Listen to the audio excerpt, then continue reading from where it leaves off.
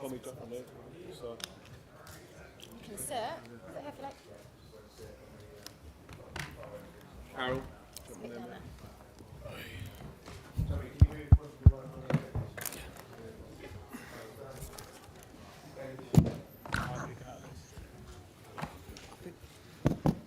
They're working. Okay. Ready to go? Thank you, David, for joining us. The most local lad arrived a few minutes late, so we apologise for the delay.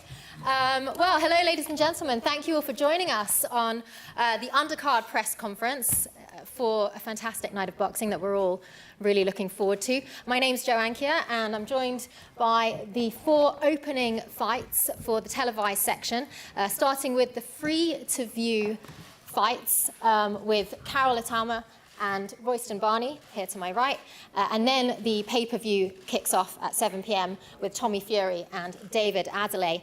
94,000 people in attendance, a record at Wembley, a European record as well for a boxing fight. And these gentlemen will have the most incredible opportunity to showcase their talents to the world. So let's begin by having a chat with Francis Warren, who, of course, has been integral at putting this show together. Francis, we had a successful press conference yesterday. Dillian Whyte showed up. Tyson Fury and himself, they had some laughs. They exchanged a few words. There was a bit of animosity towards the end, some banter. It's all coming together. There's been some last-minute changes, but you and your dad seem to have pulled it off. How are you all feeling? I mean, it's been a great week so far, I think. And yesterday's press conference, it was great to see Dillian here. Both guys seem in pretty good spirits, and I'd rather focus on the positives yesterday than the 30 seconds of where it nearly went a little bit. But I think on the whole, this week has been very intriguing. I thought all the guys looked fantastic at the workout on Tuesday, and the reaction from the public and the press has been fantastic. I want to thank all you guys for giving it your wholehearted support this week as well. And looking forward to a fantastic undercard on Saturday as well with these guys that get to be showcased on the biggest stage in world boxing. Tell me a little bit about the thinking behind the undercard. We've got 7 fights on television, the type of fights you wanted to put on, and the type of boxers you wanted to give this huge opportunity to. Well, it's all about showcasing the best talent we've got, from within our stable, and I believe as well, certainly in this country and maybe beyond. It's we've got some fantastic young talent set up on this table, some future world champions sitting here, and it's really a good opportunity for them to set a mark as to where they are in their careers, and obviously to look around Wembley Stadium with all those fans in there to give them something to aspire to, not just winning a world title, but maybe one day being here themselves.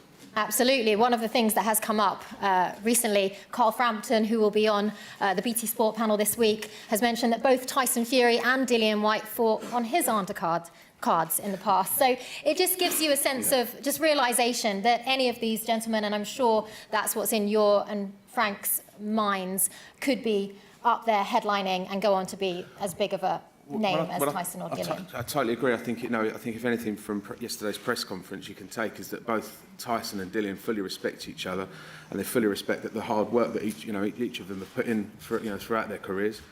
Ups and downs and lumps and bumps the whole way through, but to be where they are on Saturday surely must it must rub off on these young fighters that are here today. And make the most of it, guys, because it's going to be one hell of an event. Absolutely. So let's turn our attention to the first televised fight of the evening.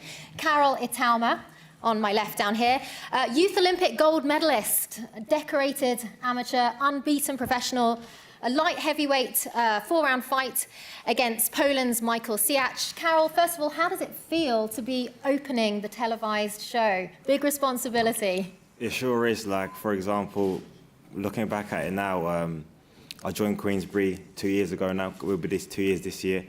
And they've been nothing but good to me and my team. So I'm grateful for the opportunity that they've presented to us. Thank you, Frank. Thank you, Francis. And thank you to all the Queensbury staff, because it is something I'm going to take with both my hands. And, it's going to only push me forward. Okay, and you've had 4 stoppages in your last 6 fights, quickly becoming known as a powerful boxer. Michael Siach from Poland. Polish fighters can be aggressive. What kind of fight are you looking for? What kind of statement do you want to make? Yeah, so each fight I just feel like I'm getting better, I'm getting bigger, I'm getting stronger. And that's what it's all about. Each fight showing that I'm showing them my marginal gains, them gradual improvements, and really just evolving and developing as a fighter, because that's what each fight you can only do. You can only take one step at a time, one fight at a time to really progress. And when it gets on the title levels, that's when we're ready to take it all. Well, Francis and Frank clearly have big hopes for you. One thing we've talked about before is visualization, which I know is a key component of your success. And I can't think of anywhere bigger than to visualize, any bigger moment than walking out in front of almost 100,000 people at Wembley Stadium. Tell me about the visualization component and what you've been doing to get ready for this fight night. For this one, for example, like you said, Wembley and walking out there. I've never been to Wembley before. This is my first time to actually be in there, to even box here. It really is something that I'm going to cherish, and it's going to propel me forward. But I think that's what it's all about, doing and being in these positions now, so that when we are there, headlining one day ourselves, it will be nothing new. Have you visualized the knockout? How does it feel? It feels great. Oh, obviously it does feel great. Excellent. Okay, let's move now to our next boxer, who will be fighting on the free-to-air section between 6 and 7 p.m. Glittering amateur here, double back-to-back European youth schools champion and a European bronze champion as well. Royston Barney-Smith, who is also trained by Tyson Fury's former trainer, Ben Davison. A lot of people have very high hopes for you, Royston. Your first career professional fight was at Wembley Arena.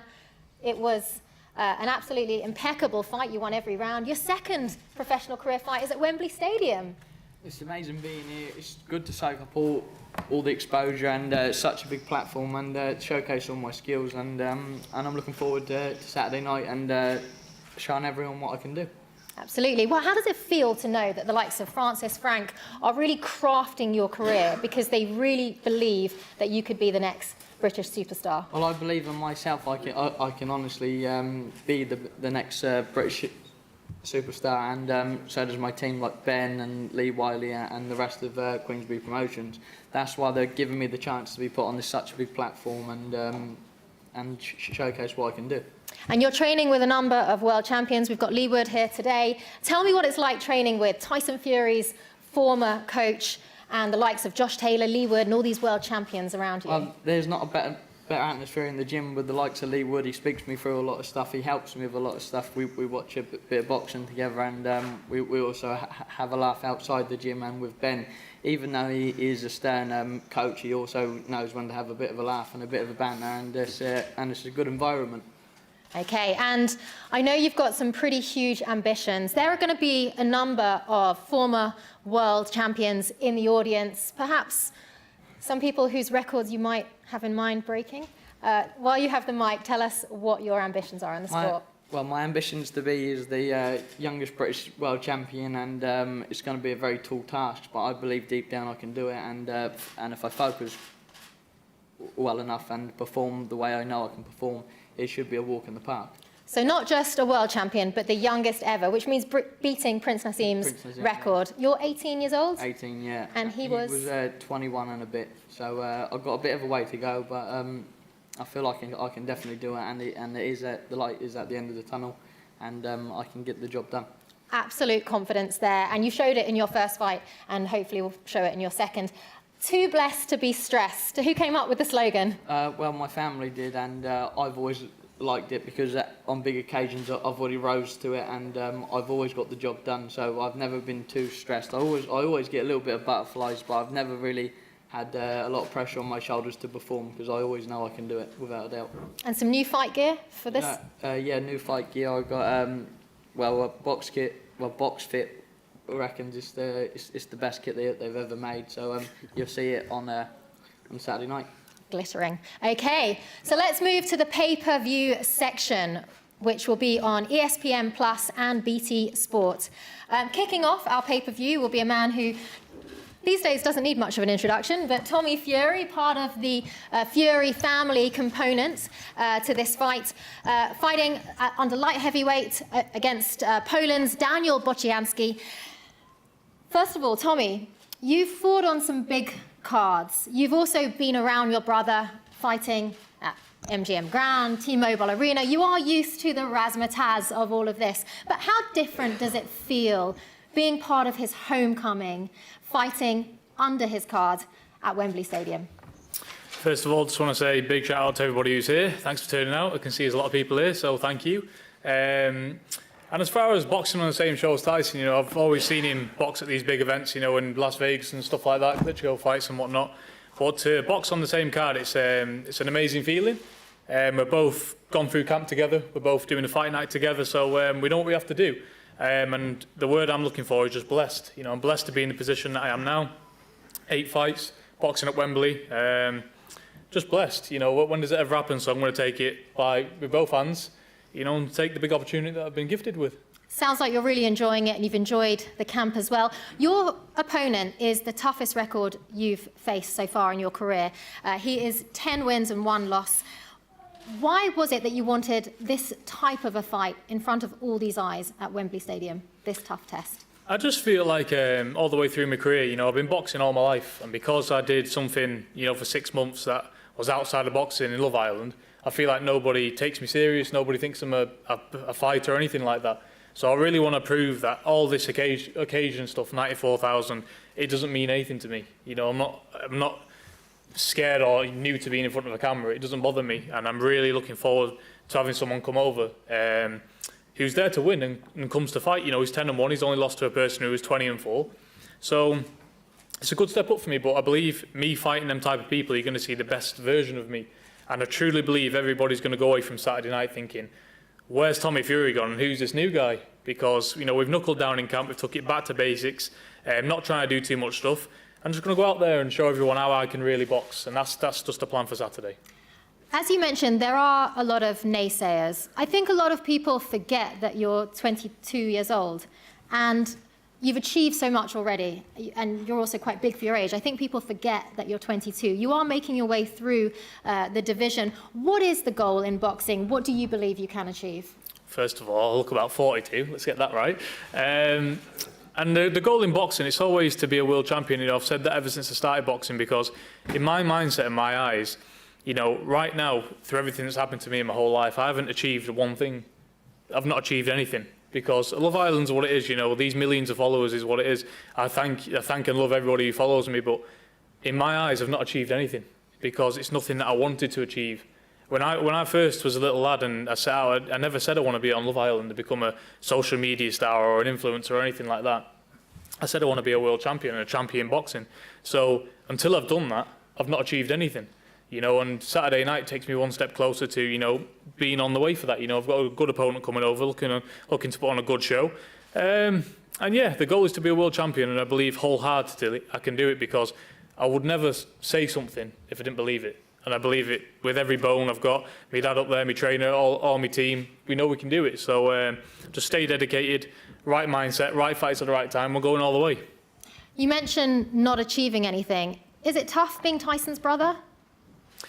Listen, it is what it is, isn't it? I'm not going to sit here and say it's a bad thing, 'cause it's obviously not. I mean, I'm boxing at Wembley in front of a massive crowd. You know, it's a positive thing being a boxer as well. You know, I'm blessed.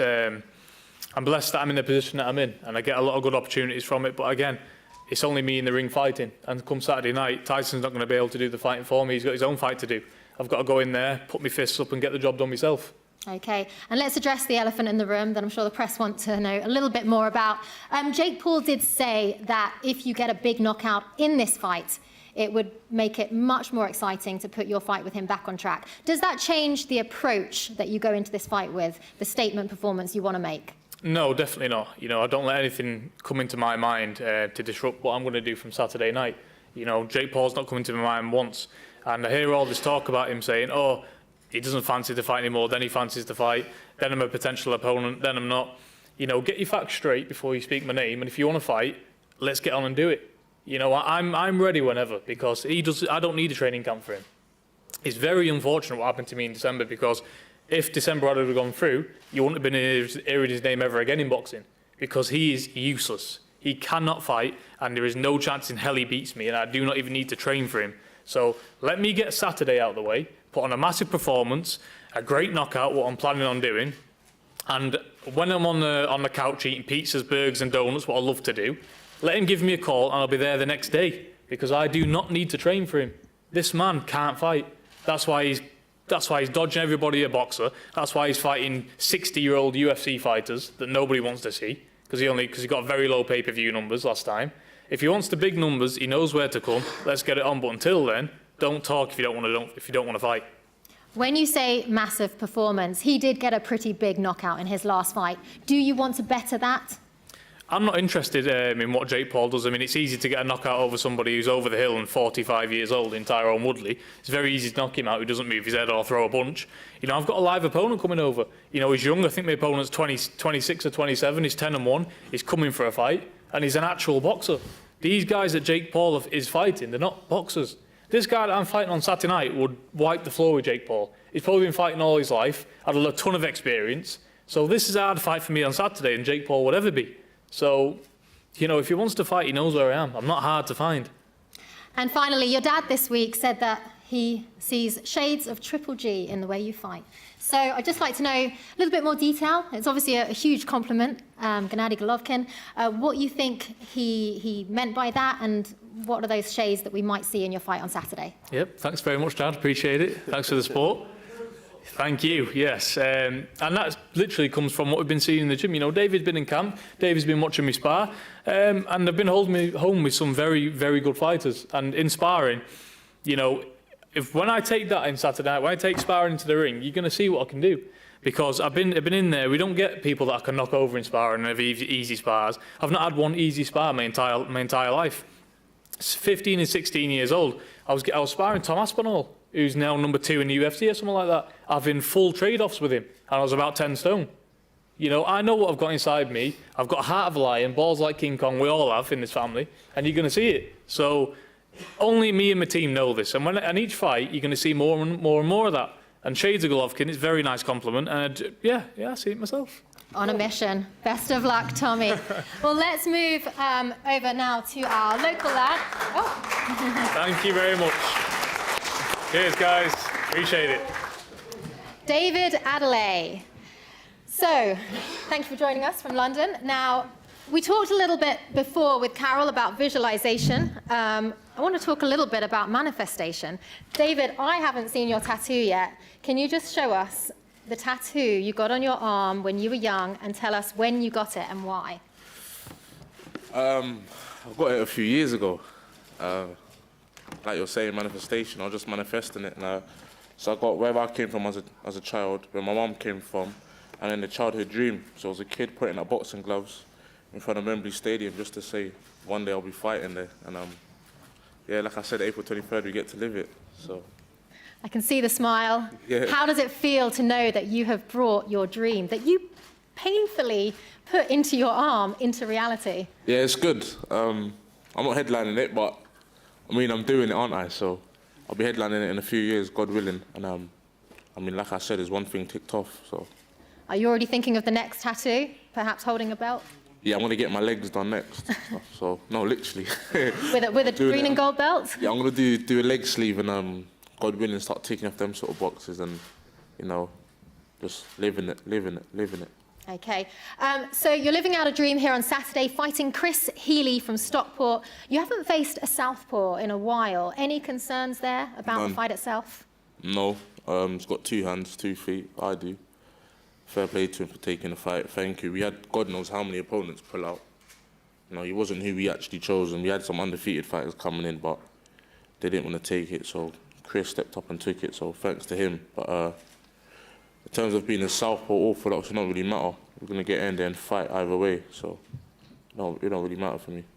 2 fights ago, you had a controversial decision win. You really made up for that in your last fight. It was an impressive performance at York Hall. How do you want to better that, and what kind of statement performance would you like to make in front of the huge crowd on Saturday? Just keep moving forward at the end of the day. Little bump in the road, we got over it. And like I said, these nights that I have ahead of me, I think I'll start proving my worth. Like Tommy said, he sees me in the gym. I mean, people see me in the gym, and like John Fury said not long ago, I wouldn't be in these places if I was no good. And Frank Will wouldn't put me on his shows, I wouldn't get signed, I wouldn't be with certain people, I wouldn't be rubbing shoulders with certain people if I was no good. You know, they see what I do in the gym behind closed doors, everyone sees how I work, so that's what it's about. And a lot of fighters call me out, they do, but when these fights get made, nobody really takes it. And I'm starting to learn that now. Boxing's a mind game as well. Everyone's saying they want to fight. And then when fights get made behind closed doors and it's about let's get it on, all of a sudden fights don't get made no more. So everyone's got a big mouth until it's time to start punching. And that's the thing. I'm starting to realise it all, so yeah. And you've become one of Tyson Fury's regular sparring partners. You did the whole training camp with him in Morecambe. What's it like getting in the ring with Tyson, taking his punches, and did you give him a few good ones of your own? Yeah, it's good work, good sparring. Like I said, there's times when people finish sparring, everyone's end up clapping because it was good rounds. And I said I'm like a fresher sitting in the uni class with people that are about to graduate, and I'm getting the experience they're getting in my first year, so it was like pretty good. But like I said, I'm a sponge, I just go there and I soak everything up. I just listen to what they have to say, listen to what they have to tell me, and just go from there. What kind of things did you learn from Tyson, from Sugar Hill, not just in the ring, but how they live their life, how he is mentally? What did you take from it? Everything. You know, how to approach camp, the training, the sparring, the rounds, tapering down, when to wind things back up, letting the body recover. Just the small things. I mean, we knew it already, but it's always good to see how the people that are there now do it. You know, there's one thing hearing, there's one thing doing it yourself, but there's another thing experiencing it with the people that are doing it right now. So I just kind of go there with them and experience it. One of the boxers you've been calling out recently is Nathan Gorman, who is a cousin of Tyson Fury. I stopped calling him out, though. You know what I mean? It's about me now, so I'm not really going to call him out. Credit to Nathan, he's a nice guy, he's got a good family. There ain't no hatred there between me and Gorman. It's just a fight I think will be good in the future, but I'm going to stop calling him out now. It's about me. Yeah, he's a cousin to Tyson, Tommy and that. But they know I'll kick his ass, you know what I mean? It's all love. Well, I'm sure Nathan and the family will be watching, so it's a good opportunity to show what you can do. After your last fight, you immediately asked what the commentators, former world champion Richie Woodall and John Rawling, had to say about your fight. This time, you're going to have David Hay, Lennox Lewis, Frank Bruno, so many great boxers, former heavyweight champions of the world watching. Easy, innit? No pressure. How do you feel about that, and what are you going to be asking them after? No, you know what? I only asked after my last fight because, damn, they cooked me, my sixth one, boy. The one that I had, which was, like everyone's saying, controversial, I got cooked. So I thought, what are they going to say about this one when I kind of stepped up? But, Excellent. you know, like you said, I got the big boys watching this fight. It's crazy because I used to watch these guys. My dad used to watch these guys when, You know, I was a little kid running around, and now they're commentating on fights that I'm fighting on. So it's a bit weird, but it's good. It's a good weird. Excellent. Well, Francis, you can see how much Tyson, Dillian, and many other boxers have inspired these gentlemen. Any last words on this group and what you can expect from them? Just, hope everyone get in there and, give these guys their support. Early doors, they're opening a huge show. And, guys, I said it at the start of the presser, but, just soak it up and enjoy every second of this, because this is a truly special event. And we're all thrilled that you're part of it. And you are the next gen, the next group of guys that we hope to be back here within, a few years' time. So, enjoy it. Excellent. Thank you very much. So we'll do the changeover now to our 2 title fights on the undercard. No face-offs because we don't have the opponents today.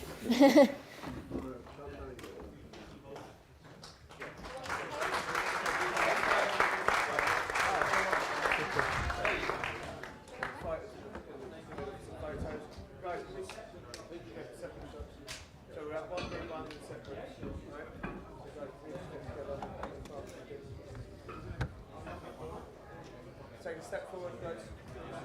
Perfect, thank you. Now good.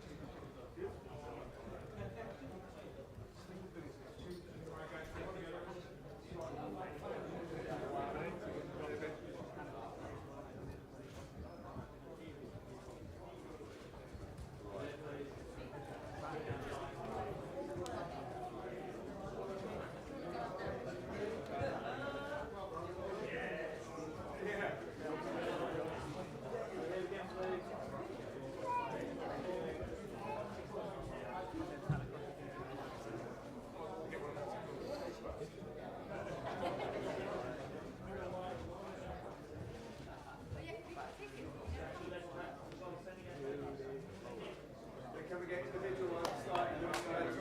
Individual ones. Royston. Individual ones now, please.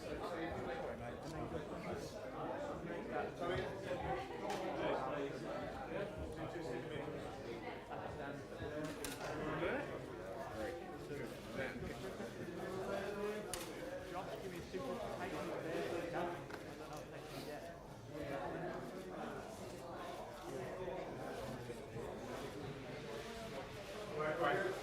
Cheers, guys.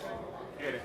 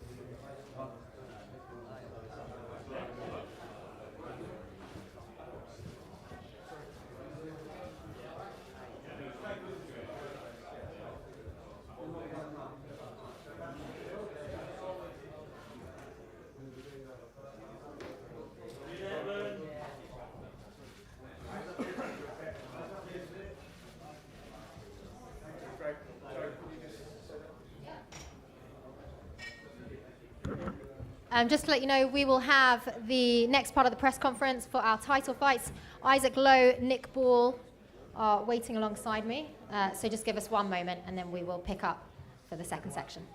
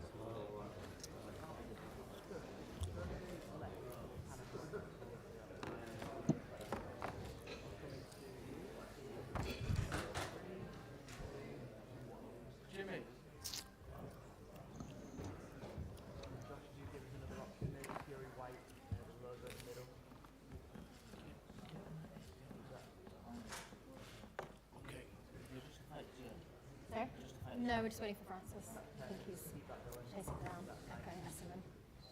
Seeing if he can get him.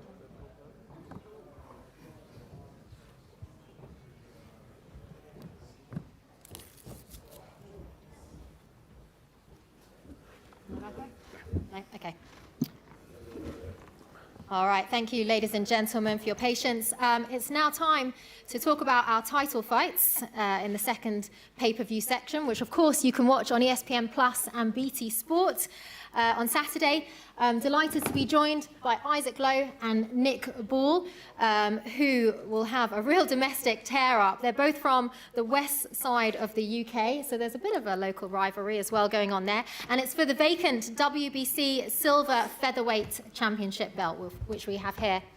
Our co-main event, which I'll discuss with Francis briefly first, as many of you know, has changed. The Anthony Cacace fight against former IBF world champion Jonathan Romero had to be cancelled and has been replaced with a very exciting British and Commonwealth welterweight title fight between Echo Esserman. It'll be his second defence of his British and Commonwealth welterweight titles against Darren Tetley. So two very exciting title fights before the main event. Yep. Francis, let me just ask you first, the news of the change in fight, can you give us a little bit of detail and on how exciting this new title fight is that you've been able to add to the lineup in short time? Yeah, I mean, first of all, I just wanted to, just say to thank Anthony Cacace for being so professional and understanding. There's nothing more devastating for a fighter to receive the bad news that fight isn't happening on Saturday, especially during fight week. So I just want to give Anthony a massive thank you for that, and put your feet up and enjoy the show Saturday. And we'll see Anthony back next month on Pride Park on the Zach Parker undercard. So again, thank you, Anthony Cacace. So the fight that's going to be stepping in is obviously Echo against Darren Tetley for the British Commonwealth and I think IBF European titles on the line as well. Echo is, he's like you say, progressing quickly, but Echo's been around a long time. He's he did it the hard way with Jimmy in Nottingham with the small hall show, small hall circuit, and he's really come to sort of to everyone's attention in the last couple of fights. It's a good test for him on Saturday against Darren. Darren's been in a big stadium fight before. He won, I think, his first title on Ellen Road show, Josh Warrington's undercard, so he knows what this is all about. So two pretty seasoned warriors, going to battle it out for 3 titles, and it's a good fight for to put on a big event like this.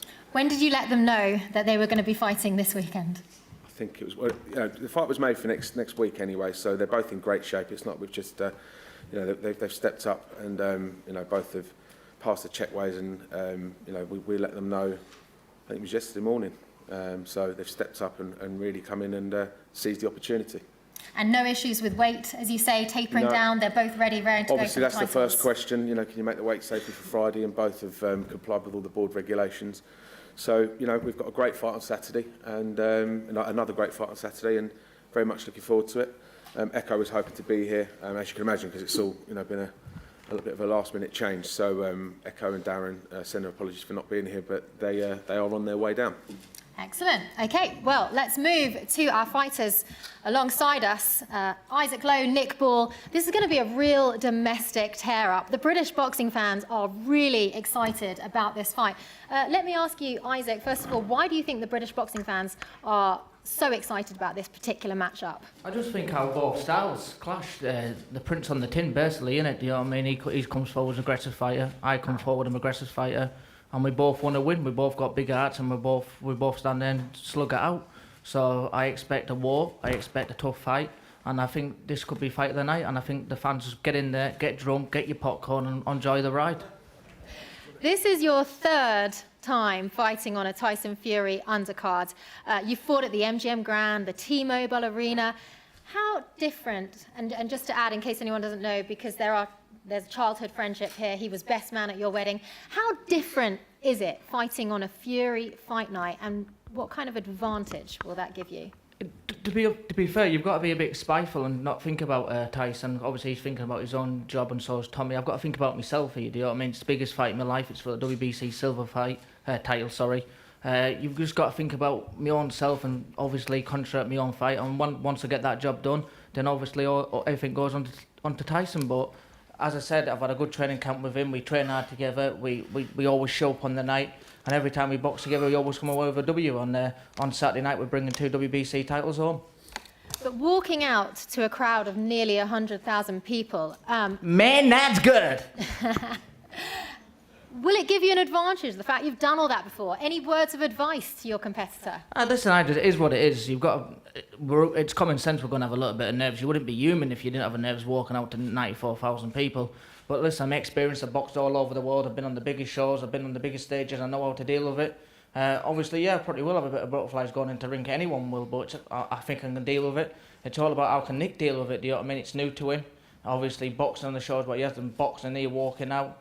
It's a lot of pressure, and the way they've hyped him up, he must be a killing machine, so he's got a bit of pressure on his shoulders. He's got pressure, but you're coming off your first career loss. There's some pressure when it comes to that, because it was a big career loss too. It was a world title eliminator in December, and it was the first time that you'd been stopped. What kind of pressure does that add to the performance and the win that perhaps you need this time? It just gives me more fire in my belly. Obviously, you've got to dare to be great, do you know what I mean? And I know it was a tough fight last time out. Lopez, with no doubt in my heart, will be a world champion. He's strong, he's powerful, probably the powerfulest I've ever been in with. And I took his best, do you know what I mean? Obviously, I was matching him. It took me a little bit to get over. I'm a winner through and through. I hate losing. I'm a sore loser. If I lose in a computer game, I feel like smashing the telly up. So I'm a winner, and it took me a bit to get over it. I spent time with the family. I'm here now. I'm fully focused. How can you not be up for this? 94,000 people, Wembley. Do you know what I mean? I've got Nick Bowley who's giving me the fire in the belly to say, right, if I'm slacking in training, if I'm slacking this fight, he's going to take my head off. So that's why the whole reason why we've got him, and we're up for a fucking war. Sorry for the language. Yeah, apologies for the language there. Your trainer did tell us that you are the angriest person he's ever met. Isaac, why are you Thanks so very much, angry? Jimmy. I owe you one. You're dead when I get you out of here. To our statistics, man. Why are you so angry, Isaac, and how will that play out in the ring? I'm just always angry. I'm just an angry little lad. I just like my food and like to chill there. But no, listen, I'm all right. I know what to do when I'm in the ring. I've got to be patient. It's all right saying you've got to do this and got to do that. We both know, everyone in this room knows exactly what's going to happen. I know what's going to happen. We're going to punch the frigging head off each other, and the best man will win. And I'm looking forward to it. Okay. Well, Nick, he's coming off his first career loss. You're unbeaten. Does that affect confidence? How are you going to take advantage of that? Does it affect my confidence or his confidence? Both your confidences. My confidence is on a high. His is on a low. He's just come off a loss, and a stoppage loss, so he hasn't got the best of confidence. I'm on a high. I'm 40-0 with 7 KOs. I feel like it's my time to shine. KOs. You've got 6 KOs, one retired in the corner with a shoulder, so you never knocked them out. Okay. I feel like it's my time to shine, and I'm going to do that Saturday night. Okay. Let's talk about those KOs. It's a pretty, whether it's 6 or 7, it's a Are the pretty... KOs or the stops? Because It's I don't see no KOs. I see people just getting stopped by or retired in the corner or referees jumping in. To me, that's not a KO. A KO is when a man's out on his ass, on his feet, gone. That's a KO, isn't it? How many KOs have you got then in that case? I've got 6. Okay. Well, the ratio is I pretty... don't claim to be a big puncher. Well, how many fights has he had, sorry? How many fights have we had? Yeah. 25. 25, I've had 14, you've got 6 stoppages. I've Yeah, got you 7. went the distance with your first 4. Yeah, So if you're that's that just- much of a big puncher, you should be stopping all these journeymen. I'll be Look on honest, your though, record, the best person you've probably stopped is Brian. That's Yeah, but probably like, your toughest. That's your proper. none of your that proper- matters though, really, does it? You've I just been hope you speaking, can but this is the punch. difference. I hope You've you come can to speak, fucking I've come to punch. fight. Like, I'm not into talking, I'm into showing action, so... Fair play. Yeah. Fair play to you. I hope you can show something because they've put a lot of pressure on you. You must be like another Mike Tyson, are you? Yeah, the only pressure you want to be worrying about is what I'm bringing. The only thing you need to worry about, me landing a big right hand on your jaw, putting you to sleep. So your trainer was right. There is some anger there. Hopefully we'll see it in the ring on Saturday. I kept my emotions in there, did I? Sick, man. Nick, why do you think your ratio is so strong? If you don't mind me saying, you're not the tallest lad, you're 5'2", but you're powerful. What is it that makes you so good? Yeah, I'm powerful, like, but I haven't really showed me full power yet. Like, I haven't really showed me full self. I can box as well, which no one's seen. I haven't had to box yet. That's my style, when it come forward, action, like, that's what it is, so, yeah. Okay, and now the winner of this fight will get the WBC silver belt and will get a boost in terms of ratings. So there's a lot at stake here. What type of fight are you envisioning, style-wise? I'm not really thinking about it. I'll deal with that Saturday when I get in the ring. I'm just trying to soak all this in. This is all new to me. But one thing that's not new to me is fighting. So when it's time to get in the ropes, that's when I turn up. Given that he was stopped in December, dare I say it, but how do you see this playing out? Playing out however I want it to play out, to be honest. I can box, I can fight, I can do it all, to be honest. I'm very skillful, but we'll just see Saturday night, won't we? Okay, Isaac, you've got 5 Hello. inches, a height advantage over him. You've got 3 years of age over him. You've got don't say that. You make me sound old. more experience, more belts. How are you going to handle him and put an end to his unbeaten run? Listen, it is what it is. It's a fight. It's no different to any other fight. I took him like he's a world champion. I've took him like he's another Lopez. Train as hard as I possibly can like I do any other fight. And I'm going to get in there Saturday night and have a fight. We'll do what we have to do, and it's good enough. It's down to the big man upstairs. Only what I can do is get in there and give me best, and I know the best Isaac Law beats Nick Ball. And if he can't do, then I don't want to be. I'm finished, aren't I? In my eyes, so if I can't be beating him, I want to be packing my gloves up. So putting pressure on myself, and that's going to make me show on the night. Is that how much the loss in December has changed your mentality, that you feel that this is a do-or-die fight for you? Yeah, of course it is. Listen, as I said, I'm not here to lose. I'm not here to take part in losing. I don't lose. So everything's a win-win situation for me. But now, obviously, this belt's on the line. Coming back from a loss, I think I need to win. Do you know what I mean? To boost me back up in the rankings, get me back where I need to be for a world title shot. So I'm looking forward to it. Fair play for Nick for taking the fight, and fair play for me. We both didn't need to do this. Do you know what I mean? Nick has got an unbeaten record. He could have took an easier route to done, and I could have picked an easier fight to come back to. We've both got in there. It's a big showcase to see how good we are, and we're both going to get in there. And we're going to give the fans value for money. We don't talk shit. We are what we are. We're two genuine lads, and we want to have a fight, and that's the name of the game. Okay. Well, Nick, I'll just say to you, Isaac does have more experience. You are unbeaten, though. But I think it's fair to say that some of his experience has come because he's Tyson Fury's childhood friend. He's been invited to fight on the big fights. This is a very important fight for him in terms of his career. How are you planning to spoil the script? Just by being me, to be honest. I've got experience, I just haven't showed it yet. I feel like... Are you going to buy me a pint after the fight? I don't drink. Oh, buy me a bit of pint, man. Buy me a pint and a chocolate cake. Come on. I'll buy you a chocolate cake. Fucking hell. Do you want a chocolate cake after the fight? Come on, you're telling me you're not fancy a nice big chocolate cake. Chocolate cake, double cheeseburger, extra fries. Sounds good to me, because I know one thing, I'll be bashing right into me. You've both got a big fan base, and the British fans are really riled up about this fight, and it's not hard to see why. Nick, what do you think it is that makes you such a popular boxer? I don't really know, to be honest. I'm just not a big talker. I'm not the biggest of talkers, but I can back it up in the ring. But I feel like after Saturday night, I feel like I'll be even more popular, and I'm going to blow up after this fight, definitely. Okay. Dare I say it? Any last words between you? Isaac? Nah, just get in there, lads, lasses, whoever's going to the fight, whoever's watching, buy your pay-per-view, tune in, because I think me and Nick is going to steal the show.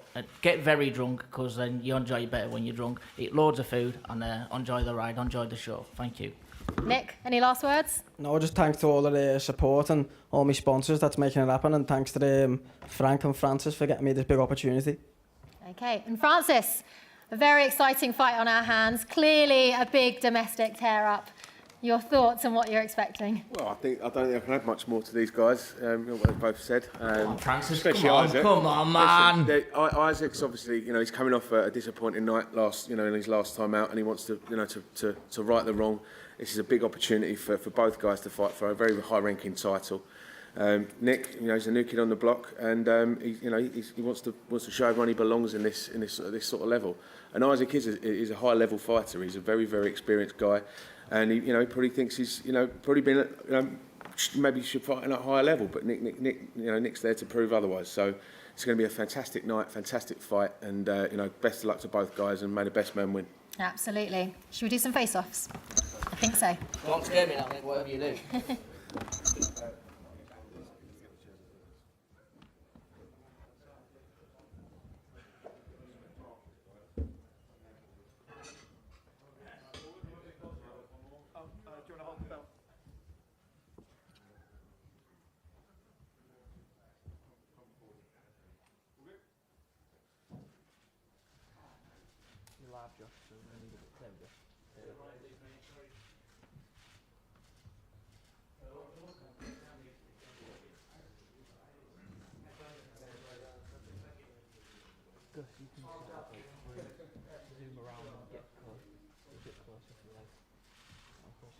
Yeah, that's good. Stay on that. Can we get that mic? Coming to you now. Nice, good. Right, when we get to the face off, stay on Josh now. Josh, you're on camera. Okay, take it. Stay on that. Stay on this.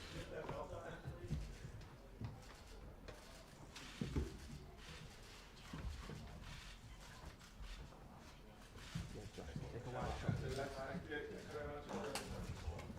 go. All the fighters in today are ready for one That's nice. outside the hallway. Right, let's take this one super wide.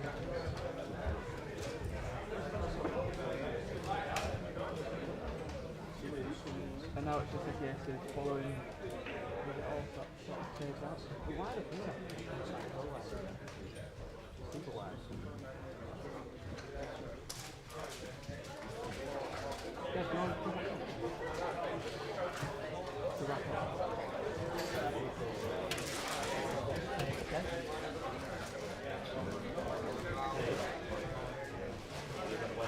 Well, there you have it. Quite an entertaining press conference as far as I'm concerned. I'm quite hungry after hearing some of that. I bet you're hungry as well. Burger. I'm actually going to have it right now. So I don't have to make way. These fellas will.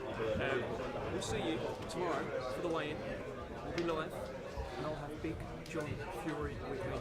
Fight week festivities continue. Thanks for joining us. Hold on then. What's on that? Okay, no, we're still not. Because I've got Big D, aka The Chosen One, aka Mr. David Adeleye. How you doing? I'm good. You enjoying this soaking it all in, this big stage? Yeah, man, it's a good opportunity and a good experience for me.